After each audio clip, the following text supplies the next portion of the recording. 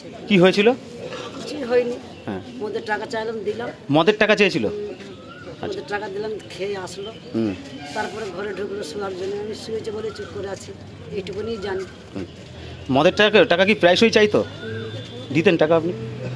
কিছু বলতেন না কেন? বলে কি হতো? খাই তো সবসময়, এই জন্যই দিই। শেষবারের মতো মায়ের কাছ থেকে মদ খাওয়ার টাকা নিয়ে মদ খেয়ে বাড়িতে ফিরে গলায় ফাঁস দিয়ে আত্মঘাতী নদিয়ার এক যুবক। মৃত যুবকের নাম সুরেশ হরিজন। ঘটনাটি ঘটেছে নদিয়ার শান্তিপুর শহরের নতুনহাট সংলগ্ন হরিজন পল্লী এলাকায়। মৃত যুবক নিজে অর্থ উপার্জন না করলেও মায়ের উপার্জনের টাকাতেই চলত সংসার। মা লক্ষ্মী হরিজনের দাবি, বুধবার রাতে সুরেশ তার মায়ের কাছ থেকে মদ খাওয়ার জন্য টাকা নিয়ে বেরিয়ে পড়ে। এরপর রাতে বাড়িতে ফিরে নিজের ঘরে চলে যায়।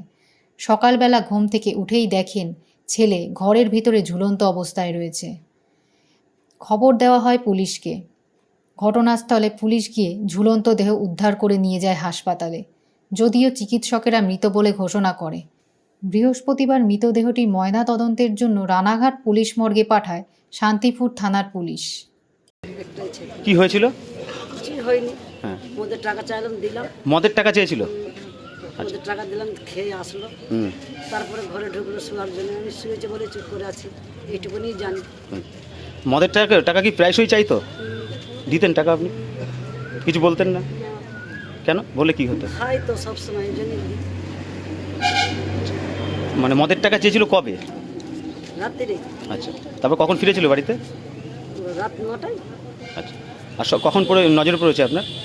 আমার নজর পড়েছে 9:30টার মধ্যে। 9টার মধ্যে। হ্যাঁ। কি দেখলেন? কিছু দেখলাম, দরজা খুলে দেখলাম। তারপরে গিয়ে দেখছি ছেলে, দেখছি হুকি মেরে নেই, পা দিয়ে ঝুলে আছে। এইটুকুনি দেখে আমি বেরিয়ে গেছি।